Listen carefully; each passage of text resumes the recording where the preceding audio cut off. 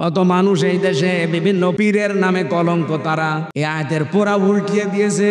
তারা বলে কিয়ামতের দিন এক একজন পীর সাহেব নাকি লক্ষ লক্ষ মুরিদ নিয়ে আল্লাহর দরবারে আসবে। এটা মিথ্যা কথা। অকুল্লুহুম আতিহি ইয়াউমাল কিয়ামাতি ফারদা। কিয়ামতের দিন প্রতিটি মানুষ আল্লাহর সামনে দাঁড়াবে। কয়জন করি আরো জোরে বলেন। সুতরাং কারো ওপরে ভরসা করে লাভ আছে? আমার বাবা বাঁচাবে, আমার পীর সাহেব বাঁচাবে, এটা মিথ্যা কথা। আপনাকে দাঁড়ানো রাখবে আল্লাহর সামনে স্রেফ একা। বলেন বলেন। হ্যাঁ, সাক্ষী একজন আসবে। এখানে আল্লাহ তিনটা ক্যাটাগরি দিয়েছেন বিচারের। প্রথমে আল্লাহ আপনাকে একাই ডাকবে, কেউ থাকবে না। দ্বিতীয় বিচারের স্টেপে আল্লাহ আপনাকে আর এবার একা ডাকবে না। রব্বুল আলামিন বলেন ইয়াউমা নাদউ কুল্লা উনাসিম বিইমামিহিম। এবার যে বিচার ব্যবস্থা করব, এবার আপনাকে ডাকা হবে আপনার নেতার সাথে। কার সাথে? ইমাম বা নেতার সাথে। দুনিয়াতে যারা আদর্শ মেনে চলতেন, এই লোকটা আপনার সামনে এসে দাঁড়াবে। এখানে যেহেতু সরাসরি নবীজির নামই উল্লেখ করা আছে, আমি আল্লাহ আপনাকে হাজির করব। আমার প্রশ্ন হচ্ছে, এই 2025 সালে রাসূলুল্লাহ আমাদের কাছে আছেন। বলেন বলেন, তাহলে আমাদের পক্ষে সাক্ষী বা বিপক্ষে সাক্ষী দেবে কে? নবীজি এখন নেই, কিন্তু নবীর নায়েবরা আছে, উত্তরাধিকারী আলেম ওলামা। যে জামানায় যারা বাস করছেন, এই জামানায় যারা আলেম থাকবে, হক্কানি আলেম, এই আলেমরা কিয়ামতের দিন আল্লাহর সামনে দাঁড়িয়ে আপনার পক্ষে অথবা বিপক্ষে সাক্ষী দেবে। আমাদের দেশে যে একটা ভেজাল কথা আছে, যে সেই বলে আমি হক্কানি। হক্কানি হওয়ার জন্য 3টা শর্ত মানা লাগে। কয়টা? 1 নম্বরে আল্লাহর কালাম নিয়ে চিন্তা ভাবনা করা লাগে। 2 নম্বরে আল্লাহর কালামকে এই জমিনে কায়েম করার জন্য চেষ্টা করা লাগে। 3 নম্বরে নিষিদ্ধ কাজকর্ম থেকে সর্বাত্মক বেঁচে থাকার চেষ্টা করা লাগে। এই 3টা গুণের আলেম বাংলাদেশে কম না বেশি? বলেন বলেন। হক্কানি আলেম বলে যারা দাবি করে, এই 3টা গুণ পাওয়া লাগবে আগে, তারপরে সে হক্কানি আলেম। ইমাম ইবনে তাইমিয়া রাহমাতুল্লাহ আলাইহি বলেন, হক্কানি আলেম পাওয়া যায় পৃথিবীতে 3 জায়গায়। কোথায়? দরবারে, আস্তানায়। কোথায়? 1 নম্বরে হক্কানি আলেম পাওয়া যায় মাটির নিচে। কোথায়? ইমাম আবু হানিফা হক্কানি আলেম ছিলেন না? কোথায় পাওয়া যাবে? মাটির নিচে। 2 নম্বরে হক্কানি আলেম পাওয়া যায় সালেমের সেলখানায়। কি কথা বলেন না কেন? আমি এটা বানাচ্ছি। 3 নম্বরে হক্কানি আলেম পাওয়া যায় জিহাদের ময়দানে।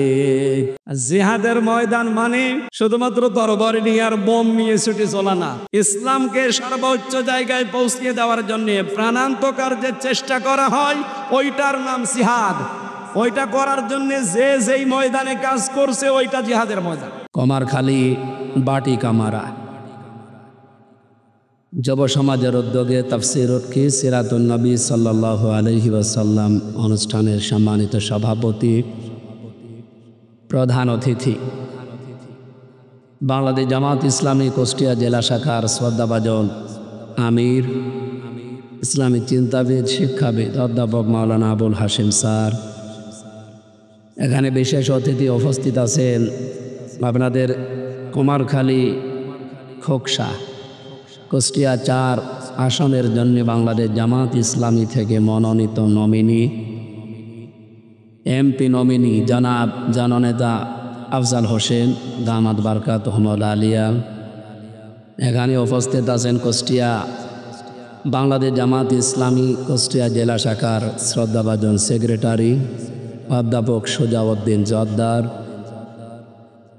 উপস্থিত আছেন কুমারখালীর কৃতি সন্তান হাজারো আলেমের উস্তাদ হাফেজ মাওলানা জুলফিকার আলী দামাত বারকাতুহুল আলিয়া। যত মেহমান আমার ডানে বামে পেছনে বসে আছে, প্রত্যেকেই সম্মানিত। যেহেতু সময় কম আর আমার কণ্ঠের যা অবস্থা, একটু চাপ দিলে যা আছে আর থাকবে না, এই জন্য খুব আস্তে আস্তে কিছু কথা বলছি। সবার জন্য আগে দোয়া করছি, ওয়ারাফা'না লাকা যিকরাক। দুনিয়াতে আল্লাহ এদের মর্যাদা সম্মান যেভাবে দিয়েছে, এরপরে যে জগৎ আসতেছে, ওই জগতে তাদের মর্যাদা সম্মান আল্লাহ যেন আরো বাড়িয়ে দেন। আরো জোরে বলেন আমিন। এখানে যারা বসে আছে মঞ্চে, আমি কোরআনের আয়াত তাফসীর করতে গিয়ে দেখেছি, আল্লাহু ইয়াজতাবি ইলাইহি মান ইয়াশা ওয়া ইয়াহদি ইলাইহি মান ইউনীব। এই আয়াতের ব্যাখ্যা অনুযায়ী আল্লাহ তাআলা জানাতে চেয়েছেন, হে নবী, দিন কায়েমের জন্যে আমি আল্লাহ সবাইকে মনোনীত করি না। যে লোকটা মন থেকে আমি আল্লাহর দিকে ফিরে আসতে চাই, তাকে একামতে দিনের জন্যে আমি আল্লাহ নির্বাচিত করি, মনোনীত করি, পছন্দ করি। আমার ডানে বামে পেছনে যারা আছে সবগুলো একামতে দিনের খাদেম। কি কথা বলে না কেন? ওনারা খেদমতে দিন যেমন করে, একামতে দিনেরও কর্মী। খেদমতে দিন যারা করবে তাদেরকে আমি মনোনীত করেছি, এ কথা আমি কোরআনে পাইনি। কিন্তু একামতে দিন যারা দুনিয়াতে পালন করবে এরা এমনি পারবে না, এদেরকে আল্লাহ নিজে মনোনীত করেন এবং নির্বাচিত করেন। এই হিসাবে এগুলো যেহেতু একামতে দিনের সব খাদেম কর্মী, আমি আল্লাহর কাছে দোয়া করছি আয়াত অনুযায়ী, যেহেতু তার নিজের ঘোষণা, এরা অবশ্যই মন থেকে আল্লাহর দিনের দিকে ফিরে এসেছে, নয়তো আল্লাহ তাদেরকে নির্বাচিত করতেন না। দুনিয়া শুধু না, কিয়ামতে যেদিন আল্লাহ হাজির করবেন কাতারে কাতারে, নবীদের কাতার, সিদ্দিকদের কাতার, শহীদদের কাতার, সালিহিনদের কাতার, আল্লাহ যেন এই মানুষগুলোকে ওই কাতারের যে কোনো কাতারে দাঁড় করিয়ে দেন। সামনে বসা মুসলমান ভাইরা, পর্দার আড়ালের বিভিন্ন জায়গায় দেখতে পাচ্ছি মা এবং বোনেরা আছি। আমরা সবাইকে নিয়ে সিরাত অনুষ্ঠানে শুকরিয়া আদায় করছি এই পড়ন্ত বিকেলে, আলহামদুলিল্লাহ। আমরা জেলা আমিরের কাছে কিছু কথা শুনছিলাম। উনি বলছিলেন আল্লাহর আইন চাই সৎ লোকের। বিশ্বনবী এই যে 17 বছরে একটা দল বানিয়েছিলেন, একটা সংগঠন, হিলফুল ফুদুল, শান্তির সঙ্গ। 40 বছর পর্যন্ত 1000 তিনি চেষ্টা চালিয়েছিলেন যে শান্তি দেওয়া যায় কিনা, কিন্তু কাঙ্ক্ষিত শান্তি তিনি দিতে পারেননি। এই এদিকে তাকা, একাধারে 23টা বছর চেষ্টা চালিয়ে দেখলেন যে না, ফল জিরো, কিছুই হয়নি। এই একই মানুষ 40 বছরে কোরআনটা হাতে পেয়ে 63 বছর পর্যন্ত, এটাও 23, আগেরটাও 23, পরেরটাও কি তার জীবনের যে কর্মকাণ্ড, এই 23 কিন্তু। আর আগে যে 17 বছর পর্যন্ত উনি এরকম কোনো কাজে আঞ্জাম দিয়েছেন আমরা ওগুলো পাইনি। হ্যাঁ, ছোটোখাটো কাজ তিনি করেছিলেন, কিন্তু 17 বছর থেকে সংগঠনের মাধ্যমে তৈরি করে চেষ্টা চালিয়েছেন একাধারে 23 বছর, তো শান্তি হয়নি। শান্তি হয়েছিল আবার 23 বছরে হাতে কোরআন ছিল। কে ছিল বলেন তো? এই যে প্রথম 23 বছরে তিনি কিন্তু চিন্তা করেছিলেন যে আমি এত চেষ্টা করি, এত দলের লোক ভেড়িয়েছি যুবকদেরকে, শান্তি আসে না কেন? উনি এই হেরা গুহায় যে ধ্যান করি বলে আমরা বলি যে ধ্যান করেছিলেন, উনি কি চোখ বন্ধ করে বসেছিলেন পীর সাহেবের মতো? না, উনি চিন্তা করছিলেন যে শান্তি আসে না কেন। এটা সিরাত ইবনে হিশামের ভেতরে পাবেন। ঐতিহাসিক যারা তারা লিখেছেন শান্তি না পাওয়ার কারণ তিনি আবিষ্কার করলেন 42টা। কয়টা? আপনারা আছেন তো? উনি দেখলেন যে 23 বছর চেষ্টা চালালাম, কিছু হইল না কেন, দেখি তো। এরা ভাই তিনি চিন্তা করলেন, ধ্যান করলেন, যেটা বলি আমরা। তিনি 42টা লোক পেলেন পুরা আরব জাহানের ভেতরে, যে এই 42টা লোকের কারণে আসলে আমার যে সঙ্গ, আমি যে চেষ্টা চালাই, শান্তি আসে না, মাত্র 42টা লোকের কারণে। পুরা আরব জাহানে ওই সময় 36টা গোত্র ছিল, বংশ গোত্র যাই বলে। কয়টা বলেন তো? 36টা। আমি এই ঐতিহাসিক এই প্রেক্ষাপটের সাথে এই বাংলাদেশের 56,000 বর্গ মাইল আমি একটু মিলিয়েছি। একটু চিন্তা ভাবনা করে এই যে আজকের বিশ্ব যে বইটা আছে, এখান থেকে চিন্তা করলাম আমাদের দেশে তো 54 বছর হয়ে গেল, শান্তি আসে না কেন? ওই জামানায় গোত্র ছিল কয়টা? গোত্র বলেন, বংশ বলেন, যা বললে বোঝেন আপনারা। বড় বড় বংশ ছিল নাম করা 36টা। ওই 36টা বংশের এক একজন লিডার ছিল, সর্দার ছিল, দলপতি ছিল। এ পর্যন্ত বুঝেছেন কিনা বলেন?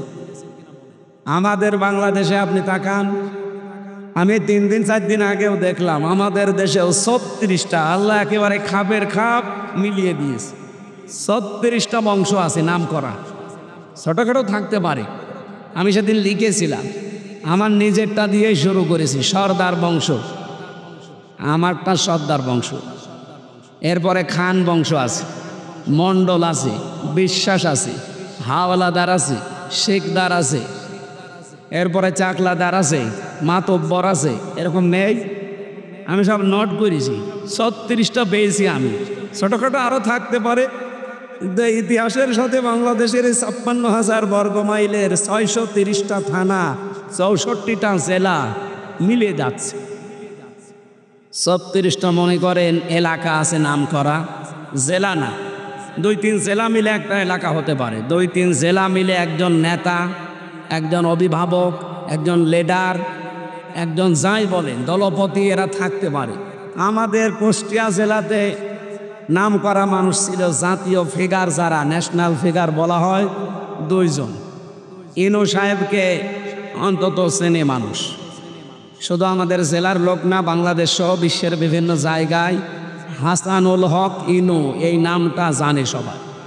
উনি একটা জাতীয় ফিগার, কথা বলে না কেন। আর একজন ছিল মাহবুবুল আলম হানি, এটাও ন্যাশনাল ফিগার। যদিও ওনারা বিশ্বে ওইভাবে না চিনলেও অন্তত বাংলাদেশে মানুষ চিনে। আমি ওখানে দেখলাম আরও 3টা জাতি ছিল, প্রতিষ্ঠিত জাতি পুরা আরব জাহানে। একটা ছিল ইহুদি, একটা নাসারা, আর একটা মুশরিক। আর একটা জাতি ছিল নিভু নিভু অবস্থায় হানিফ। হানিফ মানে হানিফ না, হানিফ একটা গোত্রের নাম, হানিফ, হানিফ গোত্র। ওই জামানায় 3 জন জাতীয় নেতা ছিল। 3টা যেহেতু বড় বড় জাতি ছিল, জাতির জাতীয় নেতা ছিল 3 জন। ইহুদিদের জাতীয় নেতার নাম ছিল মারহাব, খ্রিস্টানদের জাতীয় নেতার নাম ছিল মুখাইরে, মুশরিকদের জাতীয় নেতার নাম ছিল আবু জেহেল। আমি পুরা আরব জাহানের ভেতরে 3 জন জাতীয় নেত্রীর নাম পেয়েছি। একজন আবু জেহেলের স্ত্রী নাকেরা, আবু সুফিয়ানের স্ত্রী হিন্দা, আর আবু লাহাবের স্ত্রী উম্মে জামিল। 36, 3 আর 3 6, কত হয় বলেন বলেন। নবীজি 23 বছরের পরে ধ্যান করে দেখলেন যে এই 42 জনের কারণে এই দেশে শান্তি আসে। যত অপকর্মের মূল হোতায় এই 42 জন। এই যে আমাদের দেশ থেকে দাদাদের দেশে অথবা মায়ানমারে অথবা আশপাশে যদি কোনো বর্ডার তো আর নেই, এই 2টাই আছে। এখানে চলে যায় এই দেশ থেকে দস্তা, তামা, সোনা, রূপা, আর ওখান থেকে আসে ডাল। তাও তো খাওয়া ডাল না, ফ্যান্সি ডাল। এরপরে বাবা ইয়াবা, আরো যা আসে বলার মতো না। বলেন তো এগুলো পাচার করছে কি আবুল হাসেম স্যার, আফজাল স্যার? পাচার করছে ওই 42 জনের যে কেউ। আপনি খোঁজ খবর নিয়ে দেখেন, এর সাথে ডাইরেক্ট ইনডাইরেক্ট জড়িত ওই 42 জন। এর ভেতরে কক্সবাজার থেকে আরম্ভ করেন, কক্সবাজারের টেকনাফ থেকে শুরু করে তেঁতুলিয়া পর্যন্ত এই 1150 কিলোমিটার আমি হিসাব করে মিলালাম যে একেবারে 42 জনই। টেকনাফে বদি, আব্দুর রহমান বদি, ও তো বাবার ব্যবসা করে, ওই দেশ থেকে নিয়ে আসে আর এই দেশের এই 64 জেলায় সাপ্লাই দেয়। এরপরে চট্টগ্রামে একজন আছে, আমি নাম নিলাম না তার। এরপরে কুমিল্লাতে আছে, এরপরে ওদিকে সিলেটের দিকে যাবেন, বর্ডার আছেন। আমাদের কুষ্টিয়াতেও আছে। আমি কয়েকদিন আগে, তিনি এখন দেওয়ালের ভেতরে আছে, ওনার নাম না নেওয়াই দরকার নেই। এই যে 42 জনের সাথে আমি মিলিয়ে দেখলাম বাংলাদেশে তাহলে জাতীয় নেতা আমাদের দেশে কারা? বঙ্গবন্ধু, জিয়াউর রহমান আর এরশাদ। এই কথা বলছেন এখানে? জাতীয় নেত্রী হাসিনা, খালেদা আর রওশন এরশাদ। বলে লিখেছে, আমি বাকিগুলোর নামও নিতে পারতাম, সব লিখেছে, কিন্তু বলতে পারছি না। এই 42 জন মিলছে না মিলছে না? আমরা এই 54 বছর পরে এই মানুষটাকে আপনি এখন ওই হেরা গোহায় লাগিয়ে দেন, উনি ধ্যান করে এইটাই বলবে যে এই মূল অপকর্মের যত কিছু হচ্ছে এই দেশে এই 42 জন দায়ী। নবীজি চিন্তা করলেন এই 42 জনের মাথা থেকে খাবারের ঝড়ি নামিয়ে এ আবু বকরের মতো মানুষ, ওমরের মতো মানুষের মাথার উপরে যদি দেওয়া যায়, আগে তো না খেয়ে মরতো, এখন আর খাবার নিয়ে পারবে না। এটা হয়েছিল না আমি বানিয়ে বলছি? পঞ্চম খলিফার সময় হয়নি? জাকাতের টাকা নিয়ে 7 দিন একটা লোক ঘুরেছে, একটা লোক পায়নি যে জাকাত দেবে। আমাদের দেশে ওইটা সম্ভব, শুধুমাত্র ওই 42 জন পাল্টিয়ে এরকম 42 জন তৈরি করে দেন। 5 বছর লাগবে না, 2 বছরের ভেতরে বাংলাদেশ স্বয়ং সম্পূর্ণ হয়ে দাঁড়াবে। শুধু দুর্নীতি মুক্ত হবে আর খাদ্যে ভেজাল বন্ধ হবে। আমি যে হিসাবটা ঐতিহাসিক প্রেক্ষাপট নিয়ে মিলালাম, একেবারে ভুল নাকি? আমার তো মনে হচ্ছে যে মিলে যাচ্ছে। এবার আমরা ঠিক এইটা করতে চাই। নবীজি এবার কোরআন হাতে নিয়ে এই 23 বছরে যেটা করেছিলেন আমরা ওইটা করতে চাই, আর ওইটার নাম হবে নবীওয়ালা কাজ। আমরা এদেশ সহ বিশ্বে বহু মানুষ দাবি করি যে আমরা নবীওয়ালা কাজ করছি। না ভাই, উনি নবী হয়েছিলেন 40 বছর বয়সে। বলেন 1 থেকে 40, এই 40 বছরে পুরা আরব জাহানে ওনাকে কেউ নবী বলে ডাকতো? বলেন বলেন, কি বলতো? আব্দুল্লাহ, মোহাম্মদ ইবনে আব্দুল্লাহ বলতো, এতটুকুই শেষ। হ্যাঁ, বেশি মানুষ বলতো আলামিন আর সাদিক, এরকম বিভিন্ন নাম দিত, কিন্তু কেউ বলে না যে উনি মোহাম্মদুর রাসূলুল্লাহ। এই শব্দটা বলেছে কবে? যখন তার বয়স 40, তিনি কোরআনে কারিম পেয়েছিলেন। ওখান থেকে যখন নেমে আসলেন, স্ত্রীর কাছে এসে বলেছিলেন সাম্মিলুনি সাম্মিলুনি ইয়া খাদিজা, হে খাদিজা আমি ভয় পেয়েছি, আমাকে ঢেকে দাও। উনি কাঁপছিলেন। কুমার খালিবাসকে যেহেতু মেয়েরা এসেছেন, এই মা বোনেরা এদিকে তাকাবেন, আপনার জন্য 2 মিনিট।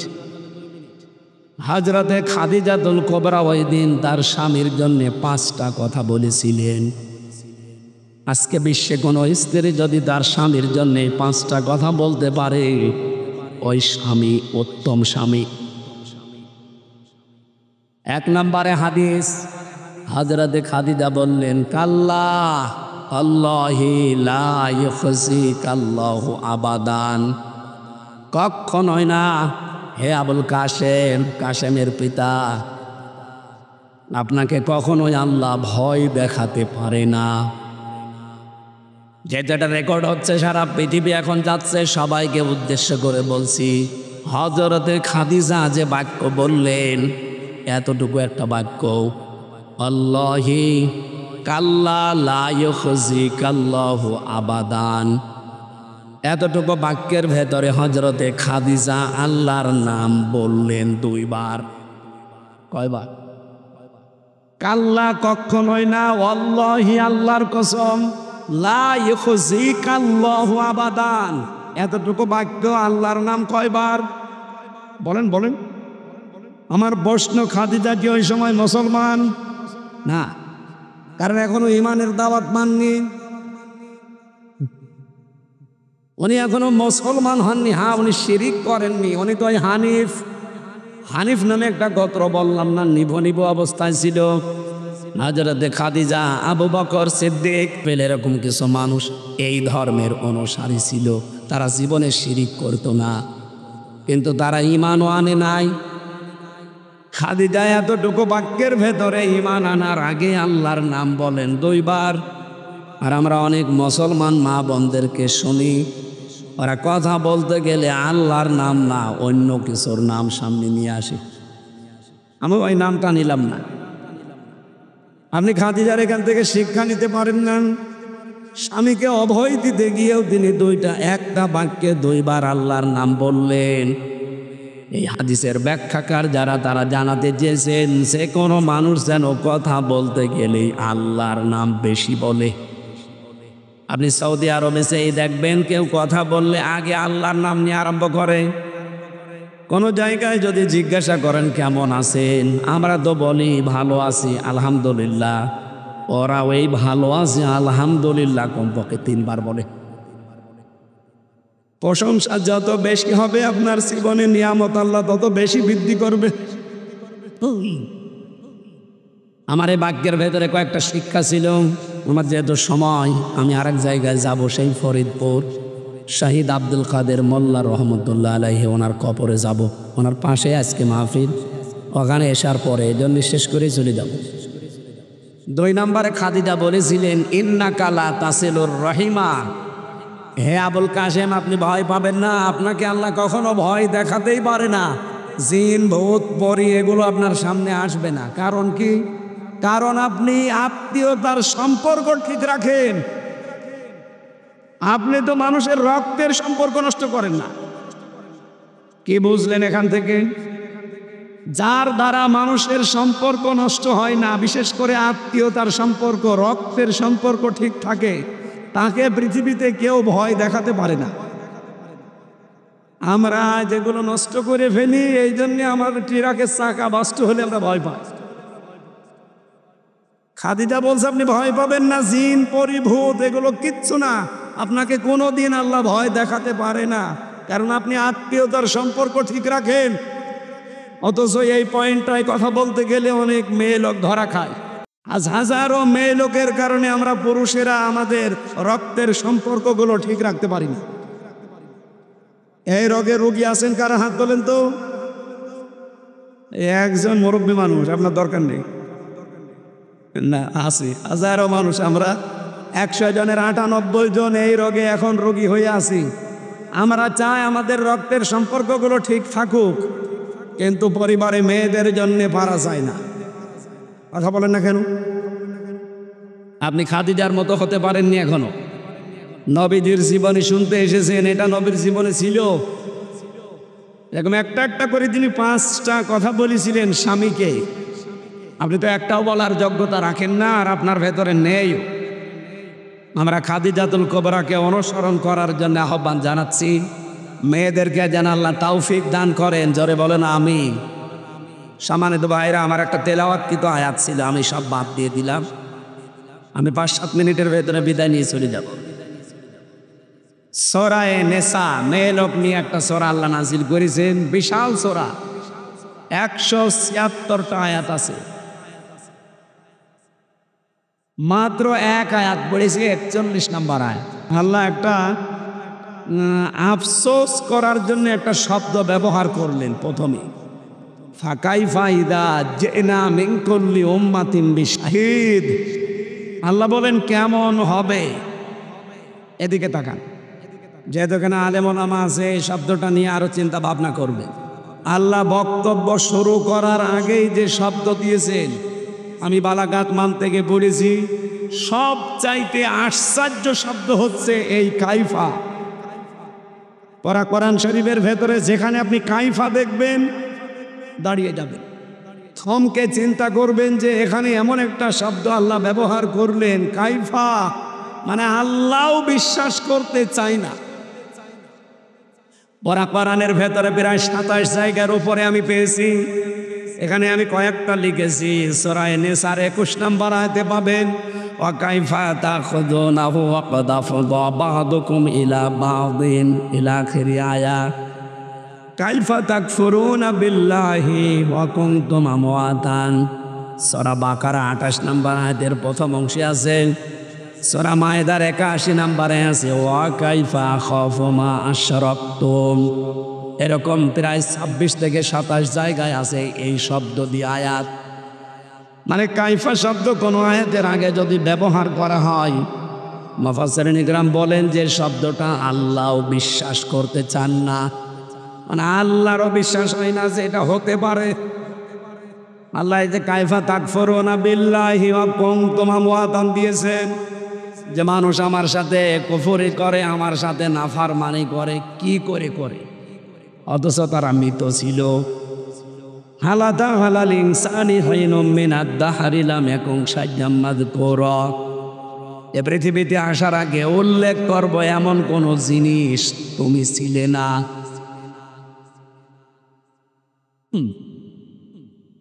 তার মানে আপনি আলোচনার কোনো বস্তু ছিলেন না। এখন আপনি আমির হামজা হয়ে চেয়ারে বসে আল্লাহর নাফরমানি করেন, আল্লাহর সাথে কুফরি করেন। করেন কি করে? আল্লাহর বিশ্বাস হয় না, এই জন্য আল্লাহ আয়াত শুরু করেছেন কাইফা শব্দ দিয়ে। আমার আজকের তেলাওয়াত কৃত আয়াত যেহেতু সূরা নিসার 41 নম্বর আয়াত, রব্বুল আলামিন এখানে জানিয়েছেন ফা কাইফা, অতঃপর কেমন হবে। ইদা জিনা মিন কুল্লি উম্মাতিন, যখন আমি আল্লাহ নিজে প্রত্যেকটি উম্মত থেকে একজন করে হাজির করব আমার সামনে, বিশাহিদিন, এবং একজন সাক্ষী নিয়ে আসা হবে, জিনা বিকা, এবং আমি নিজে আল্লাহ দায়িত্ব নিয়ে, এখানে ফাইল বা কর্তা আল্লাহ নিজে, আমি আল্লাহ নিজে নিয়ে আসব হে নবী আপনাকে, আলা হাউলাই শাহিদা, এই প্রত্যেকটি জন বা উম্মতের উপরে সাক্ষী হিসাবে আপনাকে আমি নিয়ে আসব। আয়াতটা পড়ার পরে আমার ভেতরে চিন্তা, এই কিয়ামতের দিন আল্লাহ আমাকে যখন তার সামনে দাঁড় করাবে, আমি আল্লাহর সামনে একা একা দাঁড়াবো। কয়জন? আরো জোরে। কত মানুষ এই দেশে বিভিন্ন পীরের নামে কলঙ্ক, তারা এই আয়াতের পুরা উল্টিয়ে দিয়েছে। তারা বলে কিয়ামতের দিন এক একজন পীর সাহেব নাকি লক্ষ লক্ষ মুরিদ নিয়ে আল্লাহর দরবারে আসবে। এটা মিথ্যা কথা।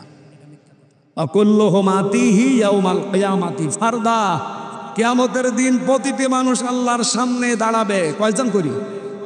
আরো জোরে বলেন। সুতরাং কারো ওপরে ভরসা করে লাভ আছে? আমার বাবা বাঁচাবে, আমার পীর সাহেব বাঁচাবে, এটা মিথ্যা কথা। আপনাকে দাঁড়ানো রাখবে আল্লাহর সামনে স্রেফ একা। বলেন বলেন। হ্যাঁ, সাক্ষী একজন আসবে। এখানে আল্লাহ তিনটা ক্যাটাগরি দিয়েছেন বিচারের। প্রথমে আল্লাহ আপনাকে একাই ডাকবে, কেউ থাকবে না। দ্বিতীয় বিচারের স্টেপে আল্লাহ আপনাকে আর এবার একা ডাকবে না। রব্বুল আলামিন বলেন, ইয়াউমা নাদউ কুল্লা উনাসিন বিইমামিহিম, এবার যে বিচার ব্যবস্থা করব, এবার আপনাকে ডাকা হবে আপনার নেতার সাথে। কার সাথে? ইমাম বা নেতার সাথে। দুনিয়াতে যারা আদর্শ মেনে চলতেন, এই লোকটা আপনার সামনে এসে দাঁড়াবে। এখানে যেহেতু সরাসরি নবীজির নামই উল্লেখ করা আছে, জিনা বিকা, আমি আল্লাহ আপনাকে হাজির করব। আমার প্রশ্ন হচ্ছে, এই 2025 সালে রাসূলুল্লাহ আমাদের কাছে আছেন। বলেন বলেন। তাহলে আমাদের পক্ষে সাক্ষী বা বিপক্ষে সাক্ষী দেবে কে? নবীজি এখন নেই, কিন্তু নবীর নায়েবরা আছে, উত্তরাধিকারী আলেম ওলামা।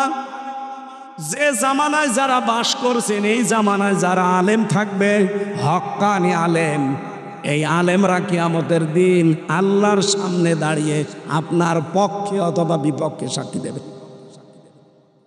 আমাদের দেশে তো একটা ভেজাল কথা আছে, যে সেই বলে আমি হক্কানি। হক্কানি হওয়ার জন্য 3টা শর্ত মানা লাগে। কয়টা? 1 নম্বরে আল্লাহর কালাম নিয়ে চিন্তা ভাবনা করা লাগে। 2 নম্বরে আল্লাহর কালামকে এই জমিনে কায়েম করার জন্য চেষ্টা করা লাগে। 3 নম্বরে নিষিদ্ধ কাজকর্ম থেকে সর্বাত্মক বেঁচে থাকার চেষ্টা করা লাগে। এই 3টা গুণের আলেম বাংলাদেশে কম না বেশি? বলেন বলেন। হক্কানি আলেম বলে যারা দাবি করে, এই 3টা গুণ পাওয়া লাগবে আগে, তারপরে সে হক্কানি আলেম। ইমাম ইবনে তাইমিয়া রহমতুল্লাহ আলাইহি বলেন, হক্কানি আলেম পাওয়া যায় পৃথিবীতে 3 জায়গায়। কোথায়? দরবারে, আস্তানায়। কোথায়? 1 নম্বরে হক্কানি আলেম পাওয়া যায় মাটির নিচে। কোথায়? ইমাম আবু হানিফা হক্কানি আলেম ছিলেন না? কোথায় পাওয়া যাবে? মাটির নিচে। 2 নম্বরে হক্কানি আলেম পাওয়া যায় সালেমের সেলখানায়। কি কথা বলেন না কেন? আমি এটা বানাচ্ছি। 3 নম্বরে হক্কানি আলেম পাওয়া যায় জিহাদের ময়দানে। জিহাদের ময়দান মানে শুধুমাত্র তরবারি নিয়ে আর বোম নিয়ে ছুটে চলা না। ইসলামকে সর্বোচ্চ জায়গায় পৌঁছিয়ে দেওয়ার জন্য প্রাণান্তকার যে চেষ্টা করা হয়, ওইটার নাম জিহাদ। ওইটা করার জন্য যে যেই ময়দানে কাজ করছে, ওইটা জিহাদের ময়দান। এবার এই যে আমরা নাম শুনছি যে ভোট যুদ্ধ, শুধু ভোট না, ভোট কি বলেন না কেন? আমরা কি বদরের যুদ্ধ দেখেছি? দেখি নাই। এবার সামনে দেখবেন। বদরের যুদ্ধ করার সময় আমরা ইতিহাসে পড়েছি, বাবার বিরুদ্ধে সন্তান অস্ত্র নিয়ে দাঁড়িয়েছে, স্বামীর বিরুদ্ধে স্ত্রী দাঁড়িয়েছে। এই কথা বলেন না কেন? এবারও ভোট যুদ্ধে যেহেতু বদর দেখেননি, দেখবেন এবার ভোট যুদ্ধে বাংলাদেশে ইসলাম থাকবে না যাবে এই চিন্তা ভাবনা আসতেছে। সুতরাং এবারও দেখবেন অনেক সন্তান তার বাবার বিরুদ্ধে দাঁড়িয়ে গেছে, অনেক স্ত্রী তার স্বামীর বিরুদ্ধে দাঁড়িয়ে গেছে। এক কথা বলেন না কেন?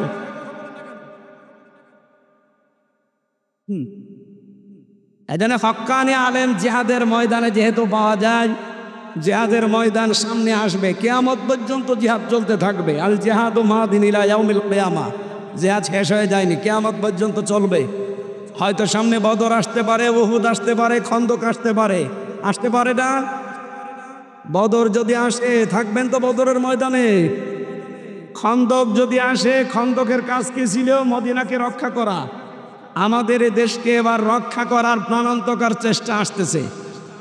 সুসংবাদ দিচ্ছি, সারা বিশ্ব থেকে এখন যারা মোড়ল, আপনারা দেখতে পাচ্ছেন না, বাংলাদেশ জামাত ইসলামের যারা কেন্দ্রীয় নেতৃবৃন্দ আছে, দফায় দফায় বৈঠক চলছে। কারণ সারা বিশ্বে এখন একটা গোপন বার্তা চলছে যে এই দেশে অন্তত রাষ্ট্রীয় ক্ষমতায় যাওয়ার কাছাকাছি একামতে দিন যারা পালন করছে তাদের দ্বারা। আমি একটা হাদিস পড়েছিলাম না মুসলিম শরীফ থেকে, ফাত্তাবিউস সিরাতাল আযম। নবীজি বলেন, যখন দেখবা যেই দলের দ্বারা ইসলাম কায়েম খুব তাড়াতাড়ি সম্ভব, তোমাদের আদেশ দিলাম ফাত্তাবিউস সিরাতাল আযম, তাদের অনুসরণ করবা, তাদের পেছনে থাকবা। বাংলাদেশে আজ ৭৩টার উপরে দল। আপনার বিবেককে বলেন, এই দেশে এখন ইসলাম কায়েম করার কাছাকাছি কোন দল আছে আপনি বলেন। যেই দল আপনার মনে হয় আপনাকে নবীর নির্দেশ দিয়ে গেলাম, আপনি সেই দলের সাপোর্ট করবেন, পেছনে থাকবেন, ইত্তেবা করবেন, অনুসরণ করবেন। আল্লাহ এই সিরাত অনুষ্ঠান থেকে এগুলো নিয়ে কায়েম করার তৌফিক দিন। যেহেতু কিয়ামতে নবীর সামনে দাঁড়ানো লাগবে, এজন্য তার জীবন চরিত্র অনুসরণ করে এমন ভাবে তৈরি হতে চাই, কিয়ামতে দাঁড়ালে যেন আমরা অপমান না হই। আমার কণ্ঠ এবং সময়ের দিকে তাকিয়ে আমি শেষ করে দিলাম, আজকে আর কথা বলতে পারছি না।